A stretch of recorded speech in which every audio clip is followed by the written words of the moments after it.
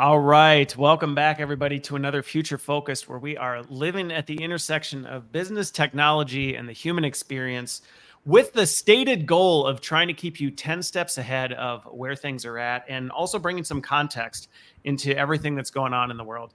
So today's topic is, I think, a super important one that is often not given the time and attention that it needs. And I think that's a growing risk as we look at technology and where it's going.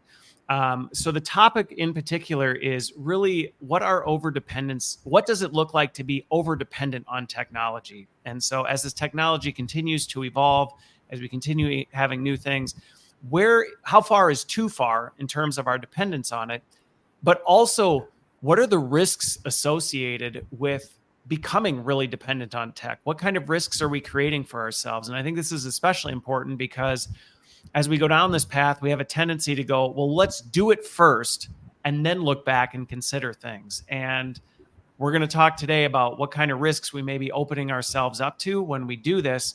But don't worry, this is not going to be an apocalyptic conversation about how terrible and the doom and gloom of what it is, but also kind of address, hey, there are some things that we can be doing to help mitigate these risks, because in many regards, the toothpaste is out of the tube, the train has left the station.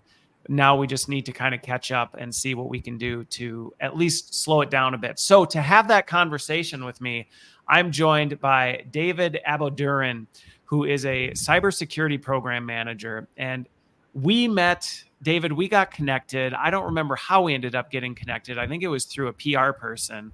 And then we've been planning this conversation for a while. You're based in the UK, correct? But right now you're on holiday in Africa.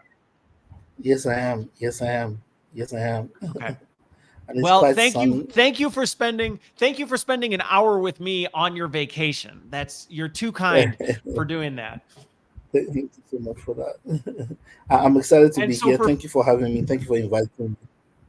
Yeah, no, we're going to have a good conversation. And again, for folks watching and listening, just so you know, we will do our best to really try and break this stuff down, because I think, as you're going to see from the conversation, some of the risks right now is just a lack of awareness to the risks that are out there and how prevalent they really are. But before we get into it, David, for folks who may not know you, who have not had the chance to get to know you like I have, what is your background? How did you get into the cybersecurity space? But was it, a childhood dream that you always had? What did that look like for you? Okay. Well, I generally, as a young child, I had very curious mind, and I've always been fascinated by technology generally. And so my first degree along those lines was about electronics computer engineering almost 2.5 decades ago. After that first degree, I began to work as a young engineer, and then I was drawn into networks, fiber optics, network communication, microwave communication. I was involved in all of those. And then by some stroke of chance, we had a challenge where I was working in a telecoms firm, and there was some fraud. There was some billing fraud, a very small billing fraud, and I saw what it took. We were able to unravel where the fraud came from, what happened, and then for the first time, I heard about the phrase internet security. Okay. That was the first time I heard about internet security. This is 2003, 4, and 5. Okay. I heard the phrase. Well, those would have been the early days. Those would have been the early days of it, where things were really starting to go online, and all of a sudden it was like, hey, the stuff's online, but there's risks associated with it. So yeah, it probably didn't even have an official term, or it was just kind of starting up. Exactly. So it was internet security. Then I came across a Cisco security certification. I think that was the CCSP, Cisco Certified Security Professional. So I never took the exam because I was already CCNA. But I remember I began to read up the CCSP, and the basics of cybersecurity were taught in that material. I began to read and get curious, watch videos, think about security across the layers of across the OSI layers, and that started my journey. And then I grew to become a project manager within Okay. the telecommunication space. And then my love for cybersecurity grew. And somewhere along the line, I found myself around cybersecurity infrastructure deployment kind of projects more than the Okay. others. And over the years, I have experienced different kind of breaches, organizational Okay. breaches, data breaches for banks who were part of the networks I've been opportune to manage. And so those were the exciting moments. And the more I read and studied and observed the trend, I knew it was going to be a big thing in the future. Okay. By 2012, it was very clear to me that the cybersecurity at that time it was still called more internet security. There were Yeah, I other do names remember like that. yes, governance and compliance. Those were more the names that were being used. But there about 2012, some breaches in the financial sector back home in Nigeria made me know that there's something big in this. By the Mm, turn of 2015-16, it becomes so much clear that we needed to do more than what we did traditionally, okay. because scammers got things like phishing Yep. got totally out of hand, and all of that energy made me get so much interested, and for all the projects I had to do, subtle um, subtle signals. For example, Okay. cybersecurity is not compliance. No. Yeah, no, I would agree with that. Compliance is very Yeah, different than cybersecurity, which people get mixed up. I think sometimes thank people you. hear cybersecurity and they think, "Oh yeah, that's like the compliance thing." And it's actually Exactly. not. No, yeah, because I rolled out a compliance audit project in 2013, 14 thereabout.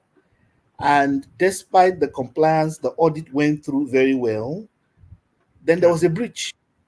And I Yeah. remember the CFO of that company asking me, but we are compliant.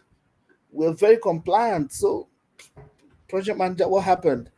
I said, yes, because you got the right door fixed according to specification and according to regulation of your country does not mean a thief will not attempt to come through that same door or even a window or even break down your Yeah. wall. Well, I and remember the it's look on the CFO's face like, wow.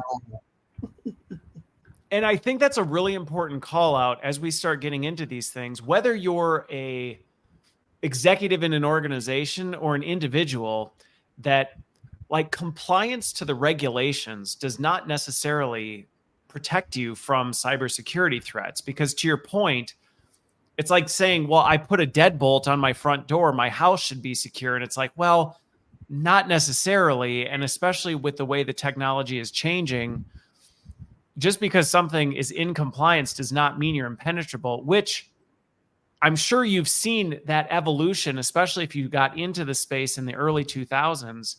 I feel like it was a lot less complex. I mean, there was still complexity back then, but it was a lot less complex. Not everybody was connected to everything. There were a lot less devices. A lot of software was managed on premises. You didn't have as much in the cloud. There weren't as many applications. So it was a little bit more contained.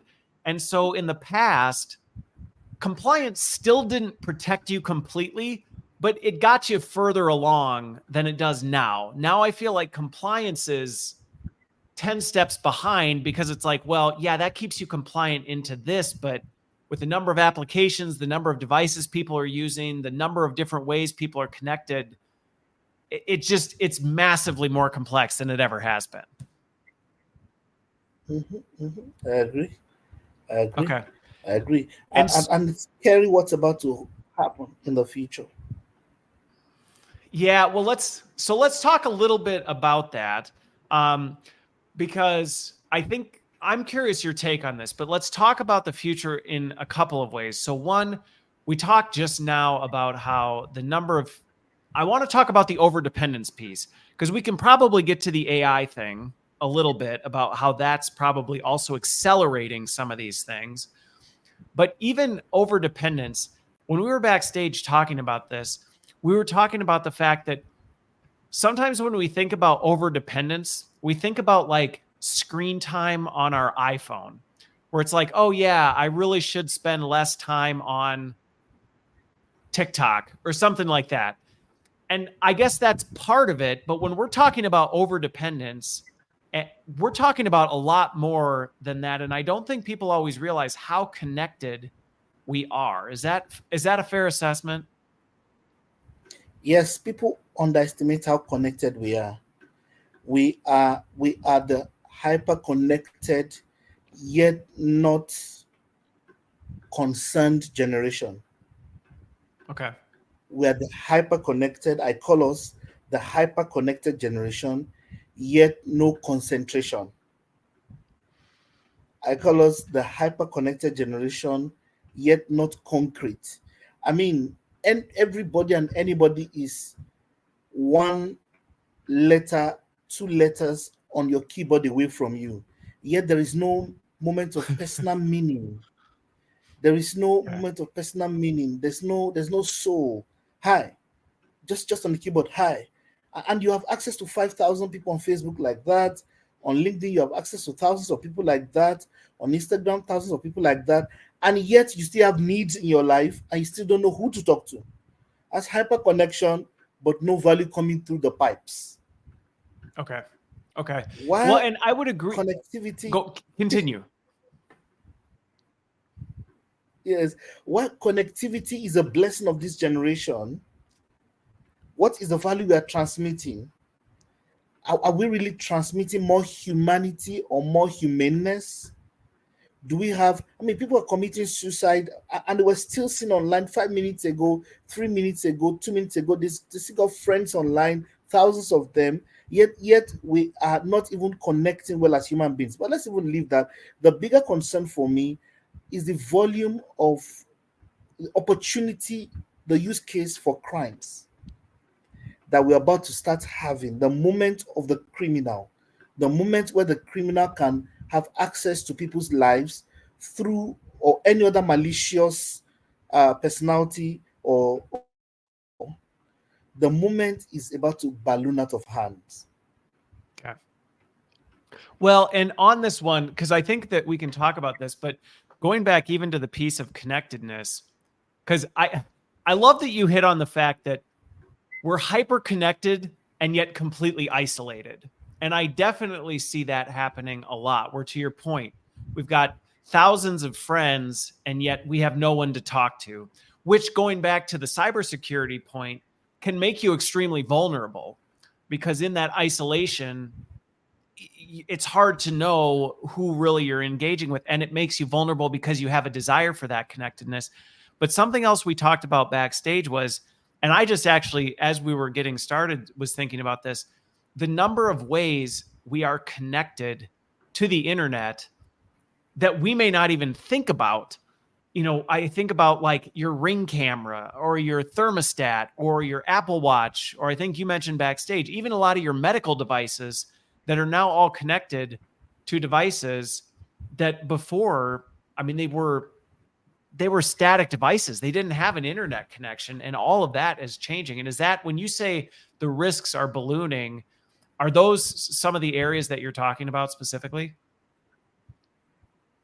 Yes. The fact that we are getting more connected and we're going to get more connected and we're moving the world in the direction of connectedness, and Yeah. yet the vulnerabilities are also increasing.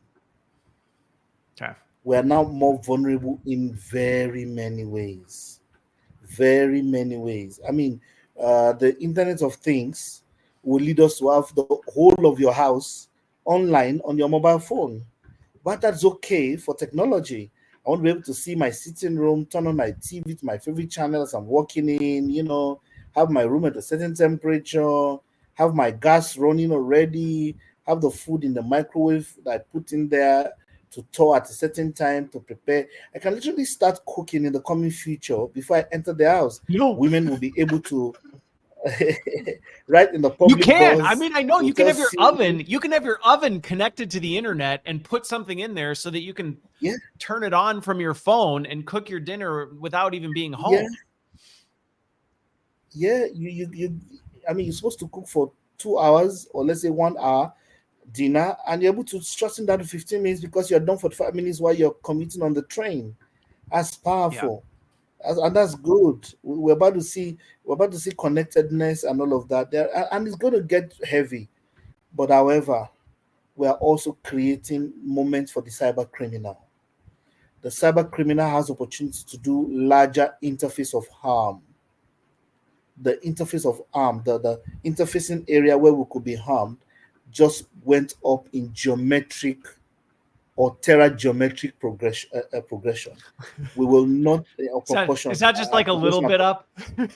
Yes, It kind thank of you. went like that. Terageometric. Yeah, thank you. Arithmetic is what you expect. Geometric is leaping, but now this is going to be terageometric proportion and progressions. We're about to see cyber risks balloon out of hand. I mean, and it's scary because cyber literacy, which is not digital literacy or digital inclusion, cyber literacy starts from things like cyber awareness, to understand that the cyber environment and how it works, and how you can be cyberistically attacked, and what are the number of ways you can protect yourself, and what are the mechanisms available to that make sure that you're within the protection ring cycle of the cyber protection systems of your economy. That's what I call cyber inclusion. Now, Okay. cyber Okay. inclusion is far lower compared to digital inclusion. Digital inclusion is growing astro geometrically. I mean, something bigger than what I called it earlier, the Terra geometric progression thingy. Now we are moving in the cyber realms. I mean, we're going to have whole systems, whole cities that's going to be on the internet. I mean, you're going to have only one staff in water system, the water system of the future. Precisely there about 2050 or between 2050 and 2016, we're going to have a whole water system of a city that will be manned by one person. Yeah. Only Well, and I one think this engineer goes will man. well, and I was going to say with this piece, what you're talking about, just so that people may be following who, might not be as technical, is to your point, there's this difference between being digitally savvy and having digital acumen and being cyber savvy and having cyber acumen. Because to your point, you're right. I have seen an exponential growth in kind of that digital inclusion where you even see this in the workforce, where, even in every function of the business, there are highly technical people who they understand the digital side of things and they understand, okay, well, if I'm in marketing, we have a digital marketing person that specializes in the digital side of things. In, finance, you have a digital finance person that's responsible for the financial tech and all this other stuff. But to your point, that's separate. And we can't assume that just because somebody's technically savvy, they have that cyber savviness, and that just because they understand the tech, they have an equal lens and skill set on understanding the risks associated with this technology. Is that kind of what we're getting at? Is the fact that, like, yes, there's this growing awareness of technology and skill around tech, but that doesn't the cybersecurity, the security side of it has not followed that same path of growth. Is that fair? Yes, I didn't hear the last part. There's some glitch in the conversation. Okay. So I was just saying that while we've seen a greater recognition and growth in people who are knowledgeable around tech and digital technology, we've not seen that same growth in people who are super knowledgeable and aware of the risks or the cybersecurity side of it. And so as a result, we've got all these people who are more connected than they've ever been. We have more people with the skills to implement new technology, add new technology, but we haven't necessarily kept up in saying, right, but who are I think you said it backstage, like, who are the police officers monitoring how this is being used and keeping an eye out for, hey, are we doing a good job of mitigating the risks associated with this? And so we're just exploding on the tech front, but we're not exploding on the like making sure we're doing it wisely and securely. Yes, absolutely. And it's actually scary because what it takes to become a cyber criminal is just curiosity, a simple cheap laptop with a few dollars in your pocket, and the ability to cause havoc. That's all. But to become a cyber intrusion detector, cyber security analyst, cyber operating center, a specialist, whatever kind of skill set would take 6 months at the minimum and 2 years, in some cases 5 years. So when you have just one policeman, who we have only one policeman created over a 6 months period, and in the same 6 months period, we have 100,000 criminals. That's some issue for law. The peace of the state is threatened. The peace of the estate is threatened. And now we're on top of that, we're now creating more Right.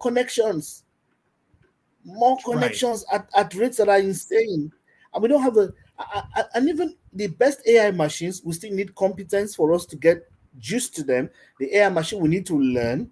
And the criminal also has power to actually employ AI machines too, to deploy AI machines too, to begin to guess. For example, for example, in the earlier days of hacking, it was about you trying to guess passwords. Now, Yeah. before you guess the password and press enter, let's say about a minute, you guess again, then press enter. You do social engineering. But now you feed parameters into an AI machine, and the AI machine just keeps trying every second. I mean, I've got a CISO friend who says his site is a CISO for a financial institution. He says his site is hit like 340,000 times in a minute.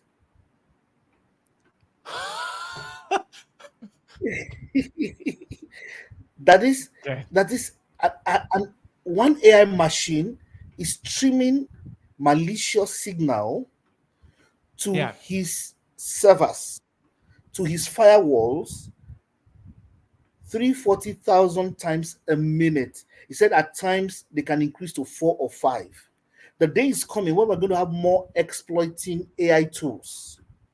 Are we really Yeah. ready for the kind of connectivity that we are hyper connecting ourselves to? It's about to get all. Look, it's going to take me a while to guess your password. I'll think Chris. I'll add it to Oh yeah. Ofa. I'll check the name of your wife. But with one AI machine, I can come up with combination with a million combinations under a minute, Yeah. Well, and and I'll keep that's streaming and exact that, checking. and the thing is, and I think this goes back to why, as we step into the AI age, these risks aren't just growing like this, because you hit on two really important factors, and one I chuckled at, because to your point, an AI criminal or a cyber criminal can be created like with little to no effort anymore. And it made me chuckle because I remember back to my early days when the internet was just coming out, and I would hack my friends' personal computers and just do silly stuff like open the CD-ROMs, or open different applications or shut them down. Right? And you did it, but I remember how time consuming it was, and the kind of social engineering I had to do to try and get them to download the exe file, and I had to sniff their IP address. And I mean, it was quite a complicated process for me to do it. So to my friends from high school or whatever who may be listening, now you know what was going on when your computer was overreacting. That was me sitting in my basement. But I remember back then it took a long time to do that. And so you couldn't do that at scale. But now, one, the technology is a lot easier. I mean, I used to have to go into like the C prompt, and you'd sit and manually type all this stuff in. So you had to have a level of knowledge around code. You had to know what you were doing. There wasn't like Google to just look this stuff up. So there was kind of a threshold of skill that you had to get to be able to do it. Now the technology, I could probably teach my 6-year-old how to do things 10 times more chaotic than I was doing back then. And then to your point with AI, well, now you train an AI model to do some of this stuff, and it can take it to a scale like never before, because it can move a million times faster than a human being, and it doesn't have to sleep or think or eat or anything. You can just literally train it to be like, just go, like you said, hit this financial institution and find a breach and just train it on it, and it'll just keep going at it. And it's crazy. Think about a hospital where you have connected monitors, you have microchips, you have patient records, you have, I mean, someone, for everyone who has a pizza in their heart, they can be killed by a hacker. Right. That's scary. And for every device that's connected, And that's a new vulnerability. So for every device, everyone now opens up something else that could be used to actually, get into the system. And then once you get access to the system, you've got access to the whole thing.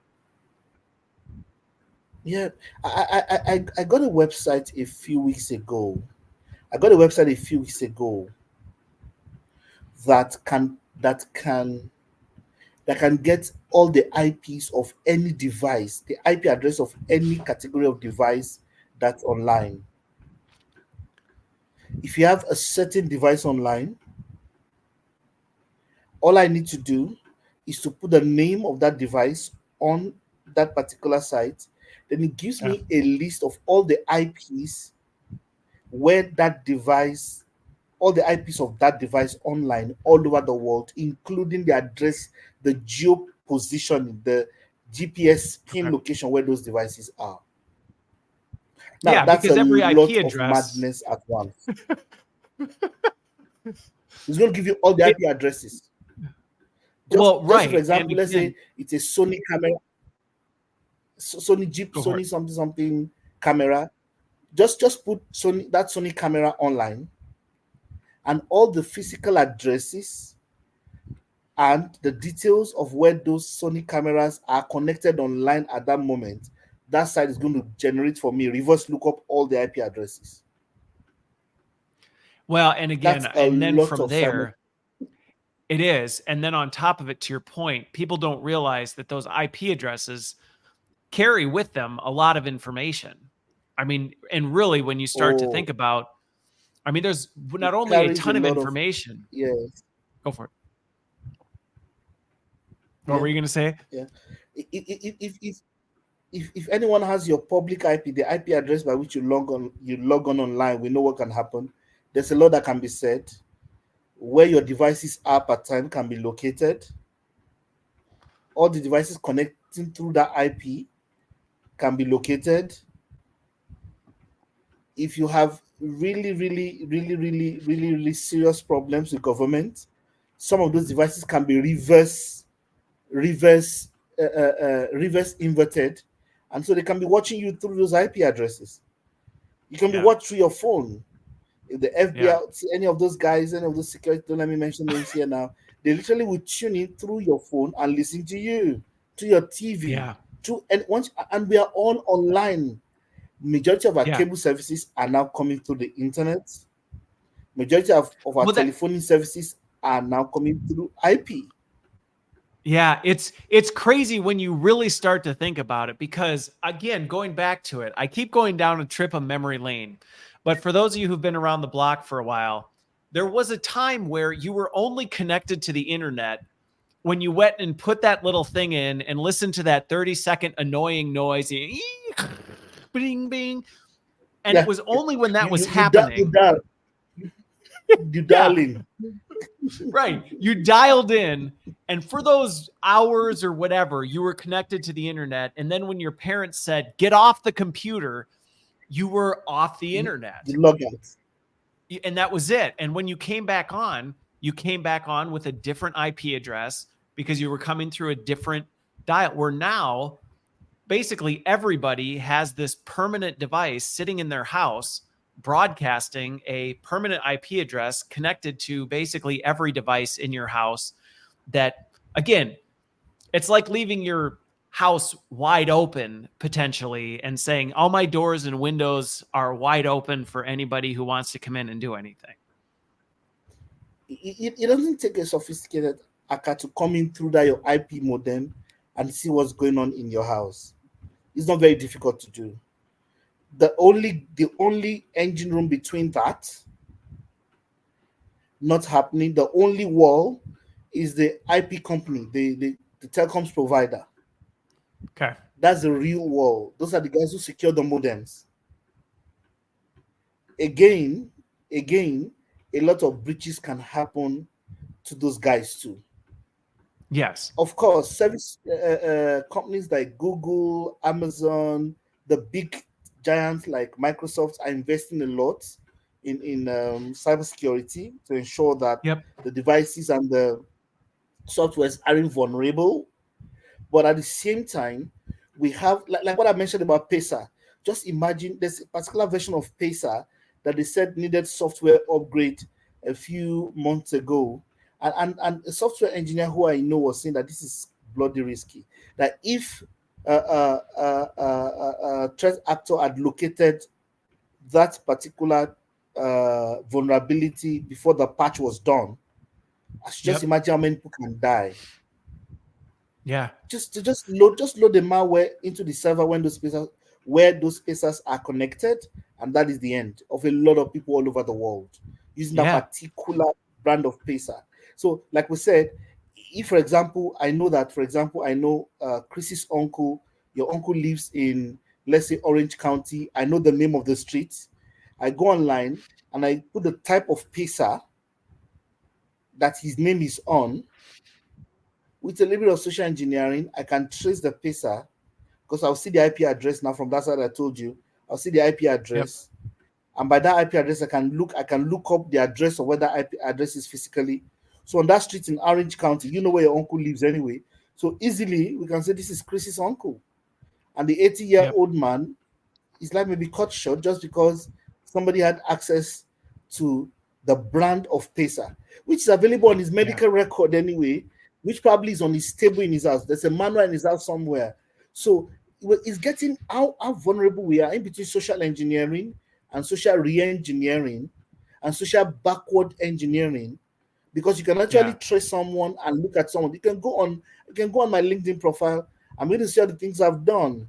Between Facebook, LinkedIn, Instagram. You see all my friends. You see where I've been. You see the chronicle of my life. You see at times you can even say how my emotions have been moving. Now you place all of that Yeah. with some technical tools. I'm hyper vulnerable. Now there is nobody teaching people, for example, that there is what always leave personal identifiable information out of your posts. Yeah. People Well, so tag that's, everything. They tag where I they are. know. I know. I know. And like with certain social medias. And so this is where we're going to transition. I want to transition to so what do we do about it? Because if you've been listening to this, I hope you're not like curled up in a corner going, oh my gosh, now I'm thinking about all these things going, I'm just going to run through my house, rip the cord out of my modem and throw away all my internet connected devices, because it's not realistic. To your point, this connectedness in some ways is really bringing along a lot of positive innovations. A lot of really good things can come from this. But I think the point we're getting at is it's also opening us up to a lot of risk. And a big part of the problem is if you're not aware of the risks, you can't fight against it.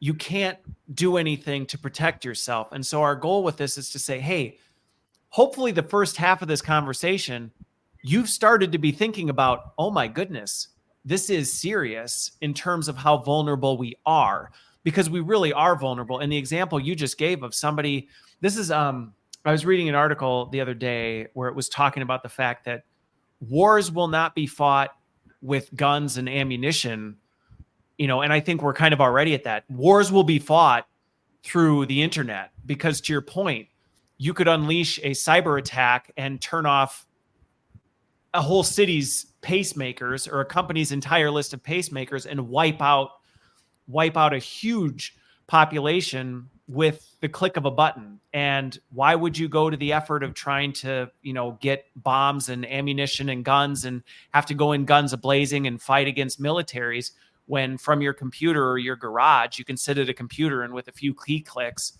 execute mass chaos if you really wanted to. But I think the next part is, what can we do about it? Because Farhana, I appreciated your comment. I get it. And I understand that hearing some of this stuff can be a little intimidating and a little scary. And in some ways, why I was excited to have this conversation was I hope to actually freak people out a little bit and have them go, I am a little unsettled about this. Because to your point, if you don't know, you don't care. And if you don't care, you're not going to do anything about it.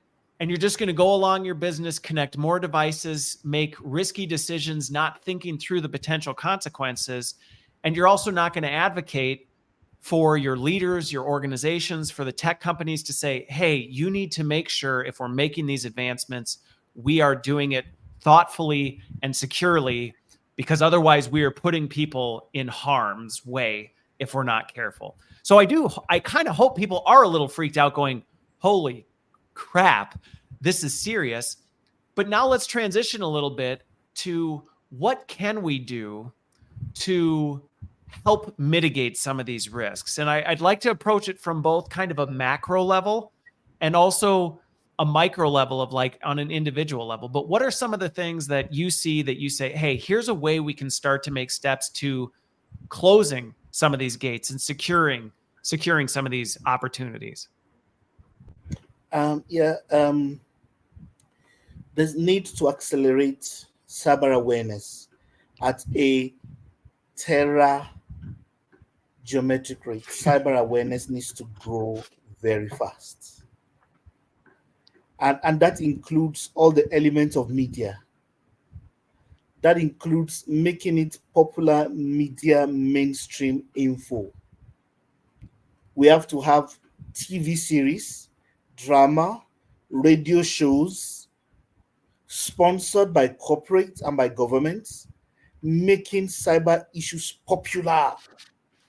It needs to become a fad and a trend. It needs to become popular proceeding culture. We need to go very creative and put in the subconscious of the average individual that there are only two kinds of people and companies on the earth today: those that have been hacked and those that will be hacked. If you are fortunate to not have been hacked, prepare for the evil day. We need because in the school of warfare, only the paranoid survive. Already we are paying very costly price with the lives of our children. Children are being bullied online. The dark web that should be kept out of mainstream economics, teenagers now have access on the streets. Telegram, I'm sorry, I'm coming up with some names. Telegram, for example, is where everything is happening. It's junior dark web. All sorts are happening there. People are asking crazy questions that you can ask on Facebook and on Instagram, and a family member or an uncle will not pick you up. But on Telegram, big stuff is happening. You won't believe how much drugs and those things are being done on Telegram. And there's some other apps that children are using that parents have no idea what it is. Yeah. If you see the kind of codes that young people, teenagers are now using on Snapchat and all of that, I mean, when you want to talk about dad, they say Poco is around. And if you, the parents, say, oh, who is Poco? Is that your new friend? No, they're referring to you, dad. That you, or they say, or you see a phrase like, I think something like, pay attention to your shoulder, meaning your parent is looking at you from behind. Yeah. And parents don't know that they are being referred to by their children by these names. So if you see the charts, you're like, okay, how are you? What was standing on your shoulder? You don't even know they're talking about you. My point is, we need to actually go drama. We need to actually use media and all the facets of our intelligence to educate society, to break into the subconscious of humanity that an epidemic is on the horizon. We owe it to ourselves. So I mean, I was go on. finish your thought. No, finish your thought. Okay. I was sharing how in the coming future a whole city will have only one officer manning the entire water system of a whole city, because everything will be interconnected. Water will come through the sewage, it will be purified, and then they will recycle. And the entire thing will be done online. God bless that city. If a hacker has access to their main computers, that's the end. Just mix, not too much, just a little bit of sewage, just a little bit of sewage in the water so that it don't fall ill immediately. In 6 months to 8 months, you can wipe out the city from an epidemic. You don't even know where it's coming from. What about our transport systems? Well, and to your point with that one, and again, I'm trying to not freak people up, but also freak them out in a way. To your point, some of these things, if it's an intelligent hacker, they're going to be smart about it, where you're not going to do something crazy that people are going to notice right away. To the exact example of the water sewage treatment plant, you're not going to turn it so it's raw sewage going through the water treatment. You're going to tweak it just enough so that nobody notices, but all of a sudden 6 to 8 months later, people are dying, they're getting sick, and nobody really knows what's going on. And to your point, so anyway, two of the things you hit on, though, that I think are very practical to people listening or watching this, and this really hits home for me as a dad, is your kids. When you think about who are the most vulnerable, it's again, your like older generations, so parents, things like that, and your kids. And not saying that the middle generations aren't vulnerable, but they are very easy targets. That I think about the time I spend with my kids, like you said, not monitoring like in a draconian way, but like talking to them about, hey, what are you doing online? Like, hey, can I see what you're doing with this chat? Who are you talking to? And we've got rules that we establish with our kids of like, don't talk about these things when you're playing your games. You don't share this information with these kind of people. And so I kind of think back to when I was a kid. I don't know if anybody remembers this, but if anybody remembers DARE, and it was all about DARE to keep kids off drugs. And it was this huge campaign that I remember kids, you had t-shirts, there were commercials, there were all these things that was all about raising awareness to, hey, these are the kinds of things to be careful of. Watch out for this kind of stuff. Like, you know, be looking for all these different things in a way that was just drawing greater attention to it. And actually, one of the most effective ones that I remember was the anti-smoking campaign that I remember basically put big tobacco. I mean, it just knocked them back, where they really went on a media campaign about the risks of smoking.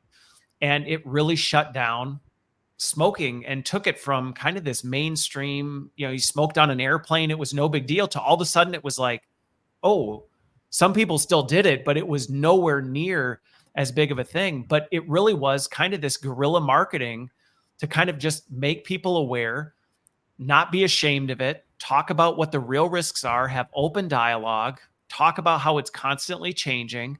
And it really can be super effective. But I think you really hit on some important practical ways that we can, rather than sit in the corner and be like afraid of what's happening, going, well, no, like, that's why I was so excited to have you on. And I have another cybersecurity conversation in the queue talking about going deep on deep fakes and how to be prepared for what's coming with that. And how do you mitigate the risks with that? Because there's a lot of stuff that most people just are not aware of.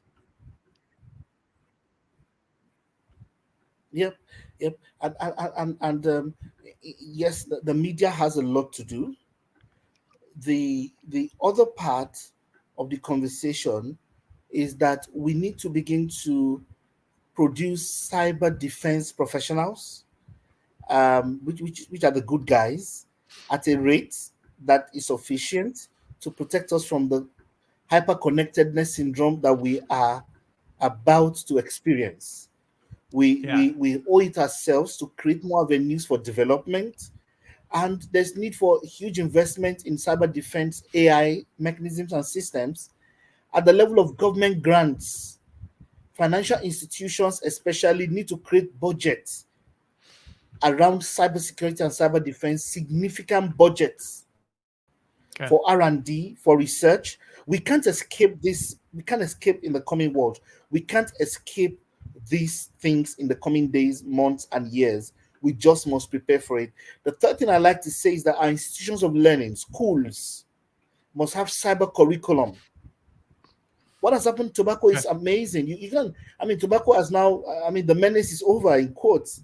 It used to be mainstream, and now we succeeded. In the same way, we need to combat this. The way the world came around COVID, the way the Yep. world came up during COVID, before the vaccines came, we need to do something because this is developing. Look, there are big issues. There's an adage in Africa, there's a proverb that says, it's only he that can see. An elder that can see is the one that is afraid. An elder that can see is one that's afraid. Some stuff is going on. Some very heavy storms are brewing. Some winds are brewing before the storm all over the world. Look, there's now crime as a service, where Yeah. cybercrime as a service, where you can invest 1,000, where people can invest £1,000 or £2,000 or X thousand. 10 friends can come together and begin to contribute money only for the purpose of buying malware and all those things and trying things out. If they succeed, fine. If they fail, fine. And they keep investing like that every month. Because think about it. If there are 10 billion transactions in the United States, you don't need more than 100,000 of that 10 billion transactions to actually become a billionaire. Look, if someone just gets a server that can withdraw $0.001 and does it over a million accounts, you probably won't know. Already, maybe it's even happening already, and you don't even know that that kind of money is being deducted. That's how people are investing. People are investing now because people want extra cash. Yeah. Now, how many people are aware within the PCI DSS world, which is the card fraud world, that 0.01 is being deducted from many cards all over the world across all the platforms, and you don't even know because it doesn't affect you. But by the time someone deducts that from 1 million cards, or 3 million cards, or 4 million cards, and the amount of online transactions are about to drop, we need to begin to Yeah. educate people that please always calculate when you collect your account balance and you do that thing at the ATM. Always check for the zero, particularly after the third zero, 0.001. That's where the fraud is now. Check. Once you see Well, a because consistency, going back to the scale piece, and this was something that I talked with this other cybersecurity person with, which for those watching and listening, keep an eye out for that one. But we talked about this because of the scale. You used to have to go for the big fish, but you don't have to anymore because again, you don't need to, because if you can, like you said, scrape that 0.0001, but you can do it 10 million times. It's like, well, if I can do that 10 million times in a day, I don't even need to scrape more than a penny out of people's accounts and I can become a billionaire type of a thing. and and if you call 911, say, hello, 911 operator, I've been losing $0.0001. Look, the police all over the world have confessed that they don't have enough manpower to deal with cybercrime. Once the money is not up to 100,000 US dollars, it will be difficult for the police to move. The total number of crimes being reported in the cyber realms, even cybercrime division of many police installations. I'm not talking about Africa or the developing world. I'm talking about the developed world. I'm talking about the United Kingdom, the Yeah. United States, Australia, Canada. It's a fact in cyber policing. In cyber policing, Yeah. it's about $100,000. That's where it starts from. That's when they begin to think about deploying anything. So you can't even call 911 for 0.01. So some people, as we're speaking, some people are making easy peasy money. Easy peasy Can money you already imagine? from Can you imagine if you 0.001. tried to call your local police? I mean, if you tried to call your local police and say someone skimmed my bank account for a penny over the last, 100, they just laugh at you and go, "What? Like, what are you doing? I don't have time for this," kind of a thing. But I think that hits No, on a really important. they ask what you're on, Chris. They ask what you're on. Yeah, Say, what brand of weed are yeah, you on? yeah. I'm sorry. I think we need to come check out what you're up to. But I think to your point, one of the things you really hit on, and for those who I know my audience is largely learning professionals, but also big, company executives. I think one of the big things with this is the investment in upskilling. And I think this is true for the next generation, but upskilling people in these skill sets to your point, to keep pace with this stuff.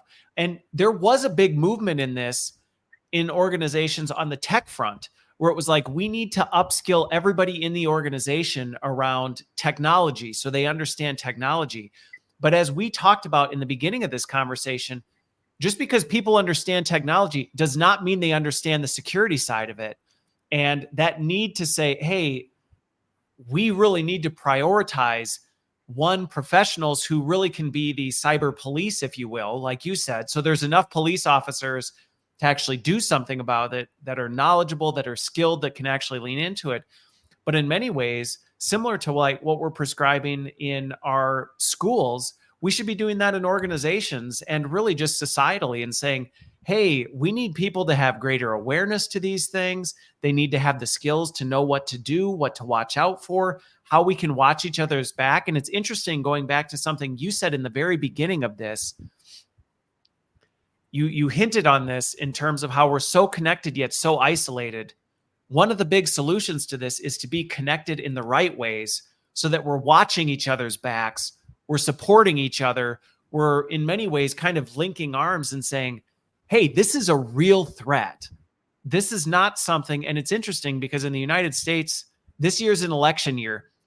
And I can tell you, I don't know that I've seen any political articles talking about the importance of cybersecurity as a platform for the politicians, saying we need to do something about the risks that we're opening ourselves to as a country, as a nation type of a thing. But to your point, I think there's huge opportunity for us to do this. I think the other thing, and I'd love your take on this though, is you hinted briefly at this, in that you hinted at the diversity of tech. You talked about how, the UK, the US is very developed countries. But one of the things that I keep trying to continue raising the flag on is there's not enough diversity in tech, let alone cybersecurity, where we're thinking more broadly about some of these gaps, where we go, well, just because this is a problem in the US, those problems may look different in Nigeria, where you are, or in developing countries and things like that. And how are we accounting for that holistically? So I'm curious your take on kind of how we bridge that gap as well, because it's not just the tech elite kind of coming together and looking out for the best interests of, the big tech companies, but it's also some of the risks that may be missed on other fronts. Mm-hmm. Mm-hmm. So I didn't hear the last part of the conversation. So the last part that I was talking about was talking about the importance of not only cyber inclusion, where cyber's engaged in more things, but also the diversity of the people involved in cybersecurity. So we aren't looking at it just through like a one directional lens where we're like, oh, these are the risks. It's like, well, yeah, those are the risks for this population or this group, but what about the rest of folks? And so I'm curious your take on that one. Yes. We need cyber inclusion. We need to have more diverse professionals, more diverse people, more diverse representation within the cyber world. It's okay to have cybersecurity professionals, but if there is not enough diversity and inclusion in the room, some people will be underserved. Some people will be more vulnerable than others, and that's a very big risk. Remember, we are all now more connected. The weakest link principle is now about to hit all of us. The weakest link principle, because we are all now linked together. So we must work on cyber inclusion for underserved or underrepresented communities within the digital space. They also need to have their representation, because I mean, there are languages here in Africa that where do I start from? I can tell you 10 languages here in Nigeria that they don't have digital inclusion, but they have banking services. Okay. Now that's a big risk. How are we going to have cyber materials written in their own language? So they don't understand the English language.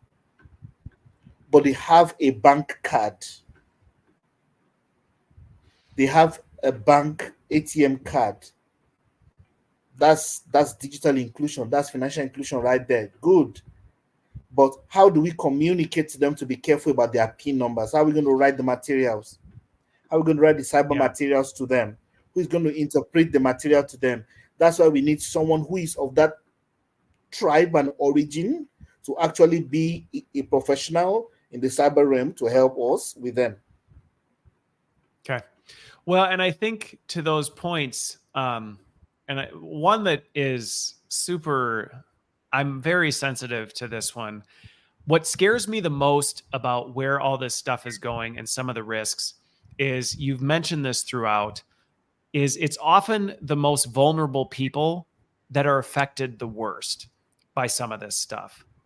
It's the folks that, like you said, they may not have, their language may be underrepresented, but they have a smartphone and access to apps and a bank card.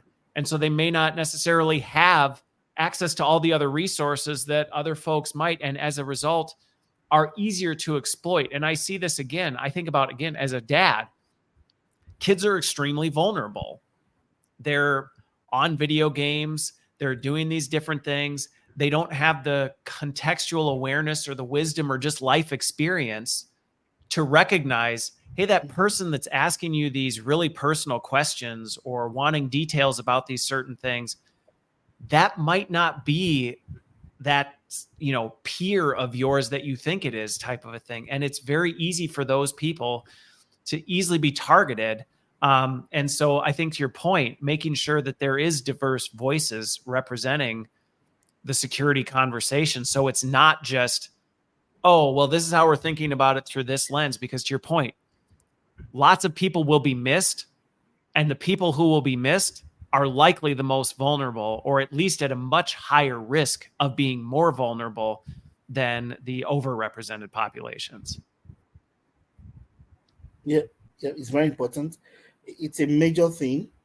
Those of us who are underserved must have representation so that the cyber materials, the awareness training programs, the materials can be rolled out in every single language on the earth that is necessary for people to comprehend, in every single language and form, which is why I mentioned media the other time. We actually need broadcasters who are cyber professionals, certified professionals to become broadcasters. We need script writers. It's a war that we are fighting, and I don't want to get this out of control to talk about how nations are fighting nations, and nations are breeding attack centers, cyber attack centers. Nations are breeding both biochemical attack centers and also information attack centers. There are nations, global powers are working on dominating the information Yes. world. Now there are other nations like my own nation where we don't even have a war strategy in terms of cyber. I mean, we are battling some bigger issues like trying to settle ourselves into common prosperity and peace and security across our borders, and having things like a good standard of living on our side. So how much can our government really invest in being a cyber superpower? Yeah. And so I don't want to go. I don't want to go into the dark murky waters of how a country like Russia can decide to attack the financial sector in my country and begin to siphon $0.001 from everybody's account in my own country or any other African country, and we probably don't have it. I mean, the servers are European or American or Chinese or Japanese or Australian made anyway, which is what was happening with the Chinese boys who the West had to tell to go. I don't want to mention any brand on the show, but some of us don't even know. I mean, a whole organization of African Unity had free servers in Addis Ababa given to them, and a particular country was listening to what African leaders were saying in their own private development moment. Now that's cyber slavery. That's a way. That's nepotism, and that's dominating Africa in a very, very cannibalizing kind of way. We don't even know that. Look, I'm speaking through an HP device, and so where do we start the conversation from to secure national interest of being a Nigerian when HP is an American company or a Korean company. You get what I'm saying? So we have Yep, I totally vulnerabilities get it.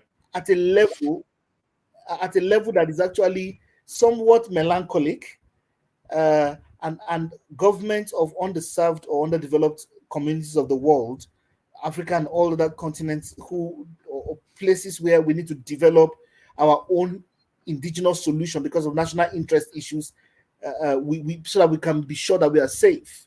Because the servers we're using to connect, the satellite we're using to connect, the gateways we're using belongs to somebody in the West.